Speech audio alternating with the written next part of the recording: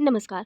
आप देख रहे हैं सीटेट केंद्रीय शिक्षक पात्रता परीक्षा। ये प्रैक्टिस सेट 2 है। पहला प्रैक्टिस सेट मैं करा चुकी हूँ। यदि आपने नहीं देखा है तो मेरे डिस्क्रिप्शन पे आराम से जाकर के आप लिंक दिया हुआ है, आप उसमें देख सकते हैं क्लिक करके। ओके।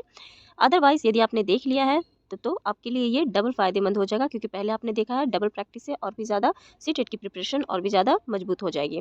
सीटेट जैसा कि सबको जानते हैं सेंट्रल टीचर एलिजिबिलिटी टेस्ट, जो कि केंद्रीय शिक्षक पात्रता परीक्षा होता है। ये सेट 1 है, यानी कि पेपर 1, जो कि 1 से 5 के लिए जो प्रश्न पत्र पूछे जाते हैं।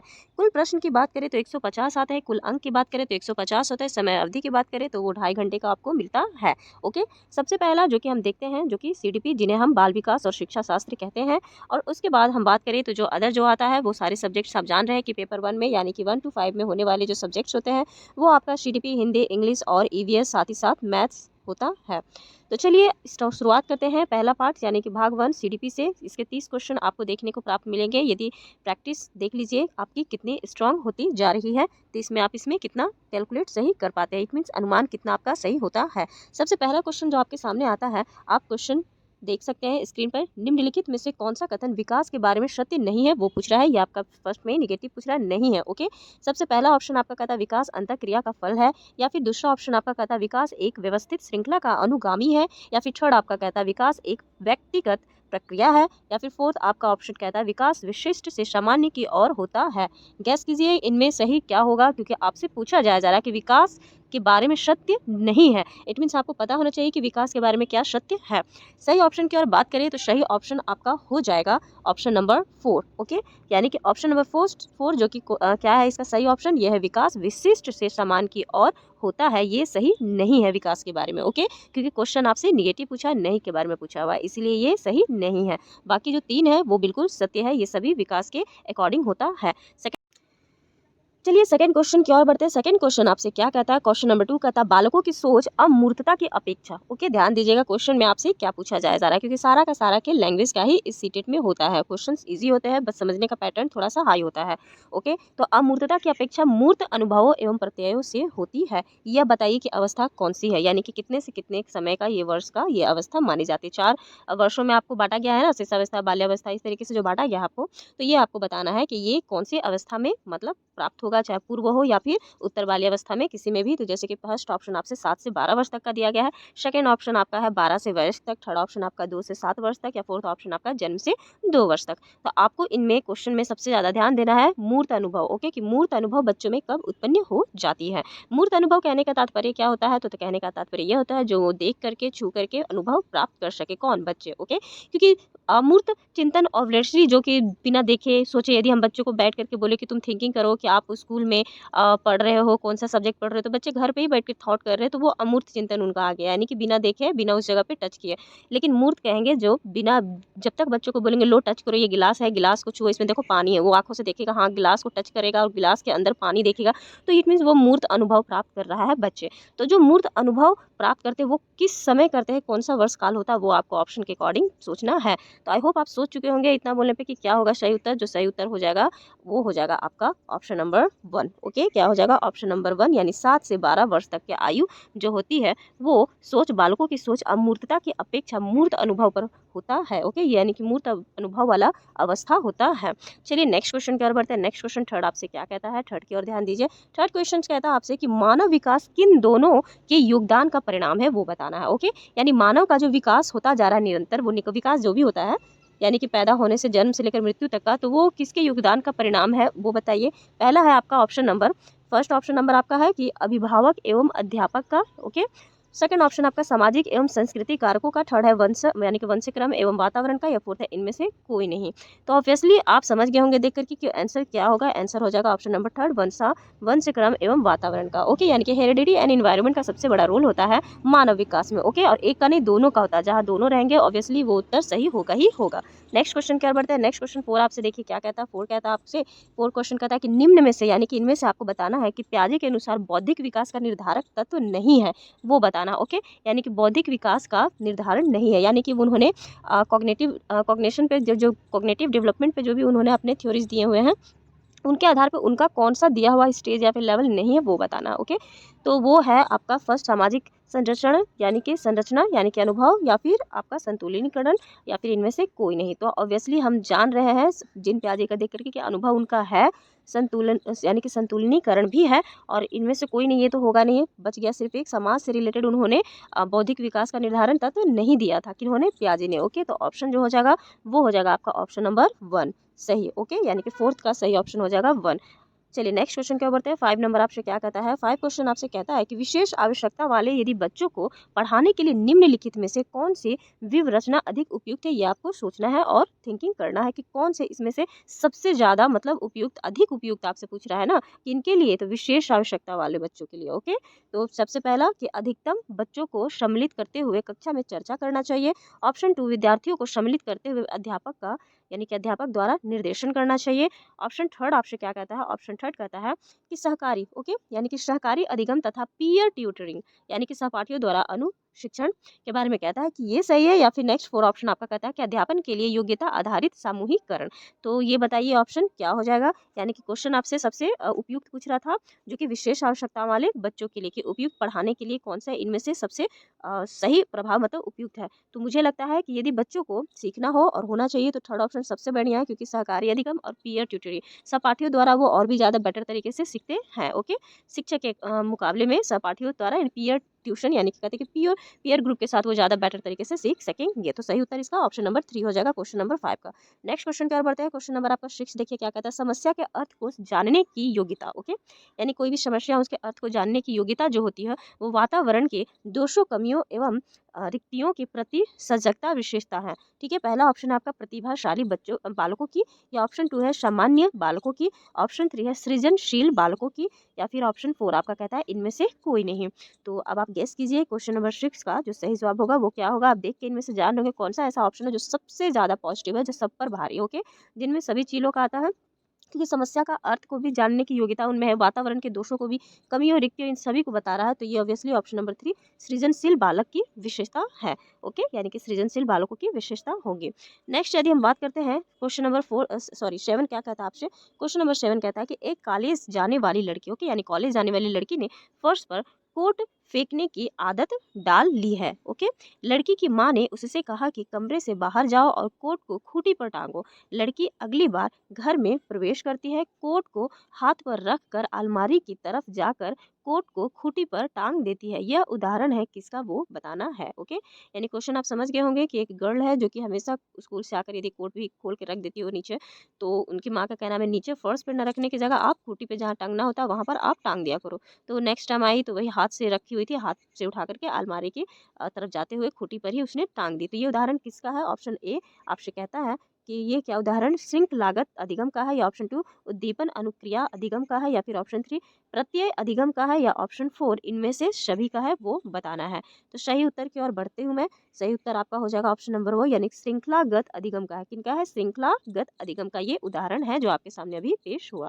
8वां क्वेश्चन की ओर बढ़ते हैं। नेक्स्ट क्वेश्चन 8वां आपसे क्या कहता है कि बाह्य अभिप्रेरणा ओके में समावेशित किया जाएगा। क्या समावेशित किया जाएगा, ऑप्शन नंबर 1 प्रशंसा एवं दोषारोपण, ओके, ऑप्शन 2 प्रतिद्वंदिता, या फिर ऑप्शन 3 पुरस्कार एवं दंड, ऑप्शन 4 परिणाम का ज्ञान, या फिर इनमें से क्या होगा वो बताना है। आपका ये मिक्स्ड आंसर होगा।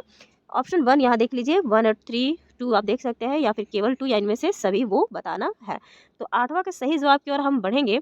तो जो बाह्य अभिप्रेरणा का यानी कि समावेशन किया जाएगा वो हो जाएगा आपका ऑप्शन नंबर 4। कौन सा हो जाएगा, इनमें से सभी, इनमें से सभी, प्रशंसा एवं दोषारोपण भी, यानी कि ये सारा का सारा उत्तर सही हो जाएगा, बाह्य अभिप्रेरणा में समावेशित किया जाएगा। नेक्स्ट क्वेश्चन 9 नंबर की ओर बढ़ते हैं। 9 नंबर देखिए क्वेश्चन आपसे क्या कह रहा है। 9 नंबर क्वेश्चन कहता है कि जिस प्रक्रिया में व्यक्ति दूसरों के व्यवहार को देखकर सीखता है, न कि प्रत्यक्ष अनुभव के, को क्या कहा जाता है। ओके, यानी कि दूसरे को व्यवहार को देख करके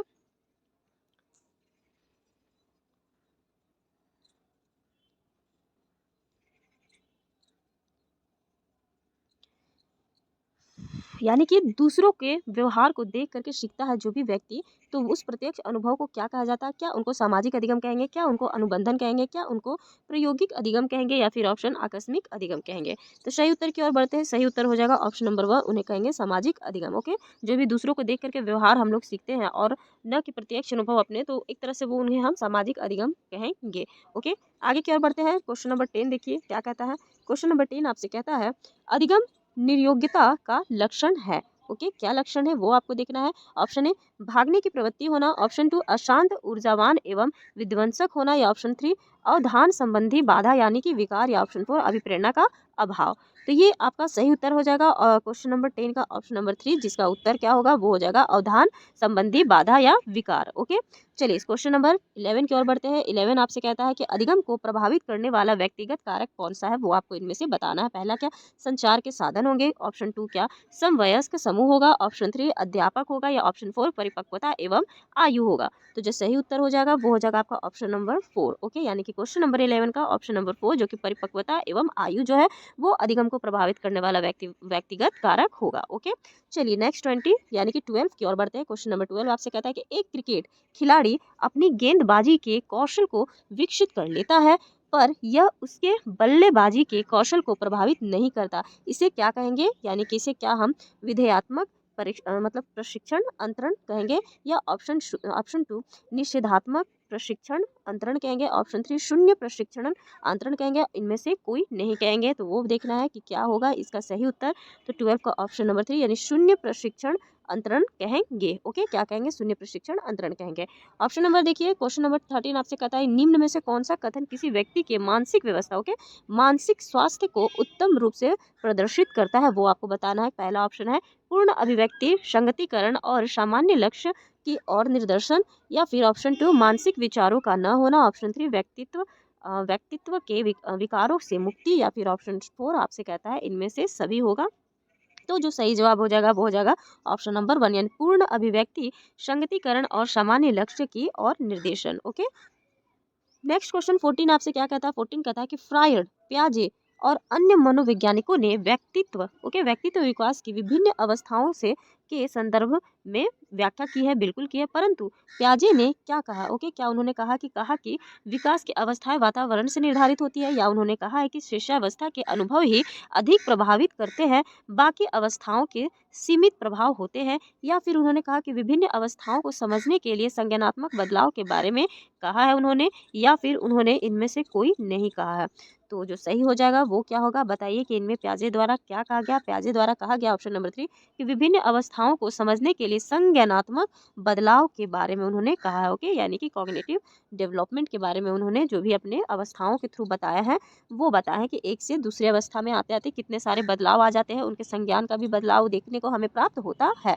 गिलफ्रेड के बारे में देखिए क्या पूछा जा रहा है। गिलफोर्ड ने अभिसारी चिंतन पद का प्रयोग करके, यानी कि गिलफोर्ड ने कौन सा चिंतन दिया था, अभिसारी चिंतन दिया था, पद का प्रयोग करके किसके समान अर्थ में किया है। पहला बुद्धि सृजनात्मकता, या फिर बुद्धि एवं सृजनात्मकता, या इनमें से कोई नहीं। तो वो आप देखिए, सोचिए, थोड़ा थिंकिंग भी साथ साथ करते चलिए, और साथ में यहाँ पर आप देखेंगे कि सही उत्तर हो जाएगा वो आपका हो जाएगा ऑप्शन नंबर 2 सृजनात्मकता की ओर। ओके, गिलफोर्ड ने अभिसारी चिंतन का सृजनात्मकता यानी कि क्रिएटिविटी से ज्यादातर इन्होंने समान अर्थ में बताया है। क्वेश्चन नंबर आ जाइए 16 क्वेश्चन आपका कहता है निम्न में से कौन सा कथन रुचि के बारे में सत्य नहीं है, वो बताना। ओके, पहला है रुचियां जन्मजात और अर्जित दोनों होती है, दूसरा है रुचियां समय के अनुसार बदलती रहती है, तीसरा है रुचियां योग्यताओं एवं अभिक्षमताओं से संबंधित नहीं होती है, चौथा है रुचियां व्यवहार में आकर्षण एवं विकर्षण के प्रतिबिंब नहीं है। तो सही उत्तर की ओर बढ़ते हैं कि रुचि से स्पेशल से पूछा जाया जा रहा, तो वो हो जाएगा ऑप्शन नंबर 4 रुचियां व्यवहार में आकर्षण और विकर्षण के प्रतिबिंब नहीं होता। ओके, कोई भी प्रतिबिंब नहीं होता है रुचि में। ओके, चलिए नेक्स्ट क्वेश्चन 17 क्वेश्चन की ओर बढ़ते हैं। 17 क्वेश्चन आपसे क्या कहता है, अभिवृत्ति क्या है। ओके, पहला ऑप्शन आपका कहता है एक भावात्मक प्रवृत्ति जो अनुभव के द्वारा संगठित होकर किसी मनोवैज्ञानिक वस्तु के प्रति पसंदगी या फिर नापसंदगी के रूप में मतलब प्रतिक्रिया करती है, या फिर ऑप्शन नंबर 2 एक ऐसी विशेषता जो व्यक्ति की योग्यता का परिचायक है, जिसे किसी प्रदत्त क्षेत्र में विशिष्ट प्रशिक्षण ज्ञान अथवा कौशल से सीखा जा सकता है, या ऑप्शन 3 व्यक्ति की बीजभूत क्षमता जो कि विशिष्ट प्रकार की होती है, या ऑप्शन 4 इनमें से कोई नहीं। तो सही उत्तर की ओर बढ़ जाते हैं। सही उत्तर आपका हो जाएगा अभिवृत्ति है एक भावात्मक प्रवृत्ति जो अनुभव के द्वारा संगठित होकर किसी मनोवैज्ञानिक वस्तु के प्रति पसंदगी या नापसंदगी के रूप में प्रतिक्रिया करती है। ओके, सही उत्तर आप जान गए अभिवृत्ति क्या है। 18 क्वेश्चन नंबर की ओर बढ़ जाते हैं। 18 क्वेश्चन आपसे कहता है कि व्यक्तित्व, ओके, व्यक्तित्व एवं बुद्धि में वंशानुक्रम की क्या है। पहला है नाम मात्र की भूमिका है,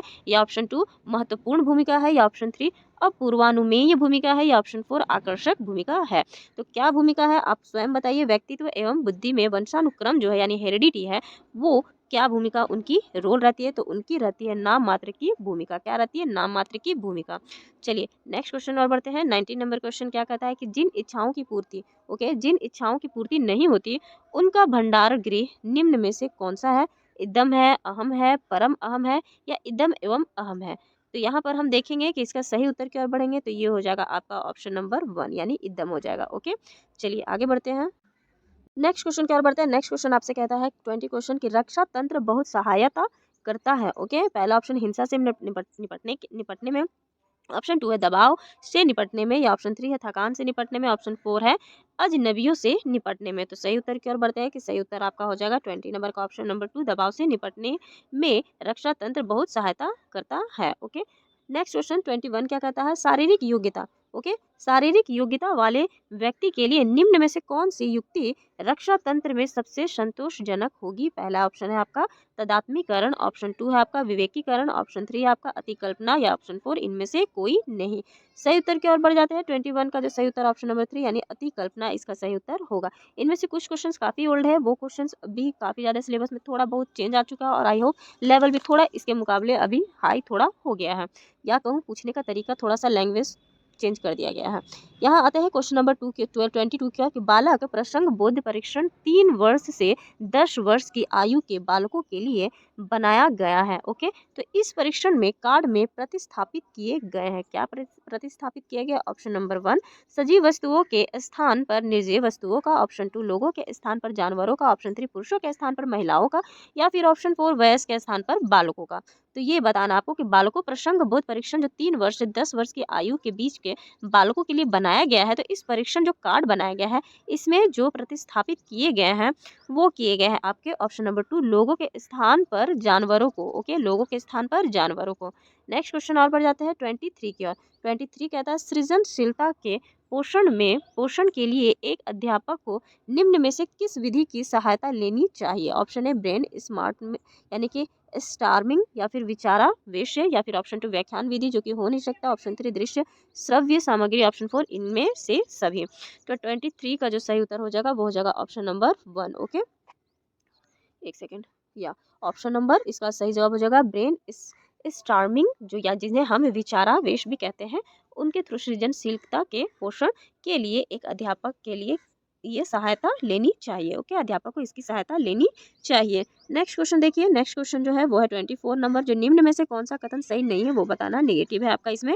तो यहाँ पर देखेंगे कि कौन सा सत्य नहीं है वो बताना है। आवश्यकता वंचना की शारीरिक अवस्था नहीं है, या ऑप्शन 2 अंतर यानी कि अंतर्नोद आवश्यकताओं का मनोवैज्ञानिक परिणाम है, ऑप्शन 3 आवश्यकता एवं अंतर्नोद समान नहीं है बल्कि समानांतर है, ऑप्शन 4 मूल प्रवृत्तियां मतलब आंतरिक जैविक बल है।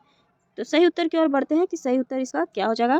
तो 24 का सही उत्तर ऑप्शन नंबर 1 यानी कि आवश्यकता वंचना की शारीरिक अवस्था नहीं है। ओके, यह सही कथन नहीं है।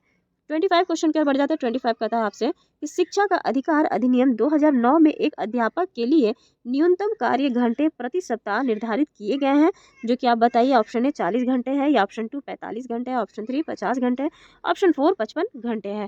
तो आई होप ये आप सभी को पता होना चाहिए कि कितने घंटे का रखा गया है। वो रखा गया आपका 45 घंटे। ओके, 45 40 से 45, लेकिन यहाँ 40 का नहीं, यहाँ टोटली 45 घंटे का बताया जाया जा रहा है। ओके, न्यूनतम कार्य घंटे प्रति सप्ताह निर्धारित 2009 के अकॉर्डिंग बोला जाया जा रहा है। ओके, जो अध्यापक पढ़ाते हैं कक्षा में। ओके, चलिए यहाँ पर 45 घंटे इसका सही उत्तर हो गया। 26 क्वेश्चन की ओर बढ़ते हैं।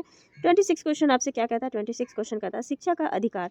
ओके, यानी कि शिक्षा का अधिकार अधिनियम 2009 में एक अध्यापक को निम्न में से किस दायित्व को पूरा करना होगा।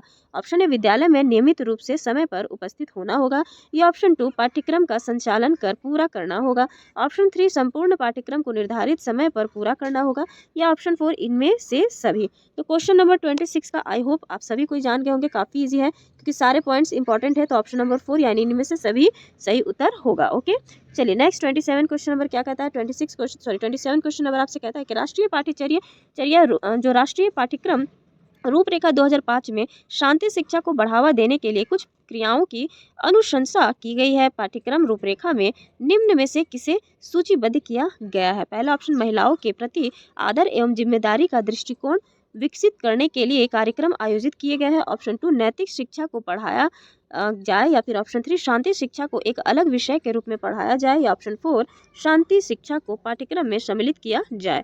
सही उत्तर की ओर बढ़ते हैं। 27 क्वेश्चन का सही उत्तर हो जाएगा ऑप्शन नंबर 1, जो कि महिलाओं के प्रति आदर एवं जिम्मेदारी का दृष्टिकोण विकसित करने के लिए कार्यक्रम आयोजित किए जाए। ओके, नेक्स्ट क्वेश्चन 28 नंबर 28 देखिए आपसे क्या कहता है। 28 कहता है कि राष्ट्रीय पाठ्यचर्या की रूपरेखा 2005 में बातचीत की गई है। ऑप्शन क्या बातचीत की गई है, तो वह की गई है कि ज्ञान स्थायी है, वह दिया जाता है, से ज्ञान का विकास होता हो और इसकी संरचना की जाती है। ऑप्शन 2 आपसे कहता है कि शैक्षणिक यानी कि शैक्षिक केंद्रित से विषय केंद्र होने पर। थर्ड ऑप्शन आपका कहता है विद्यार्थी केंद्रित से अध्यापक केंद्रित की ओर, या ऑप्शन 4 इनमें से कोई नहीं। तो जो सही जवाब आपका होगा, राष्ट्रीय पाठ्यचर्या की रूपरेखा 2005 में बातचीत की गई है कि ज्ञान स्थायी है, वह दिया जाता है, से ज्ञान का विकास होता होगा और इसकी संरचना भी की जाती है। ओके, चलिए नेक्स्ट 29 क्वेश्चन की ओर आ जाइए, जो कि यहाँ पर 29 क्वेश्चन आपसे कहता है क्रियात्मक अनुसंधान का उद्देश्य क्या है वो बताना है। ओके, पहला, नवीन ज्ञान की खोज करना है। ऑप्शन नंबर 2, शैक्षिक परिस्थितियों में व्यवहार विज्ञान का विकास करना है।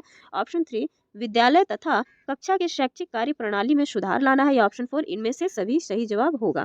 तो जो क्वेश्चन नंबर 29 का होगा वो हो जाएगा ऑप्शन 3, विद्यालय तथा कक्षा के शैक्षिक कार्य प्रणाली में सुधार लाना ही क्रियात्मक अनुसंधान का उद्देश्य है।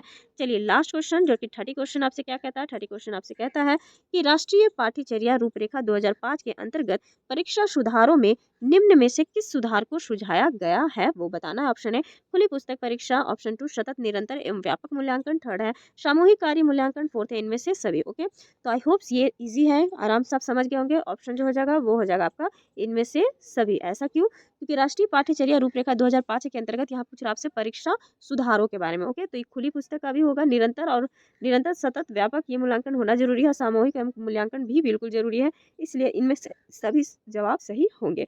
तो माय फ्रेंड्स देखिए, आज के हमने 30 क्वेश्चन सीडीपी से लिए थे, जो कि सेट 2 था। ये आप चाहेंगे बिल्कुल मैं आगे भी इसी से इसका सेट नेक्स्ट भी करा सकती हूँ और करा दूंगी, ताकि आपके आने वाले प्रिपरेशन में कोई भी परेशानी न हो। ओके, और इसी प्रकार से जुड़े रहिए। आपको ये वीडियो अच्छा लगा हो या जरा सा भी पसंद आया तो आप प्लीज़ प्लीज़ प्लीज़ मेरे वीडियो को लाइक कर सकते हैं, और चाहे तो सब्सक्राइब भी कर सकते हैं। हम मिलेंगे इसी तरीके से अपने नेक्स्ट वीडियो में। ओके, तब तक के लिए धन्यवाद देखने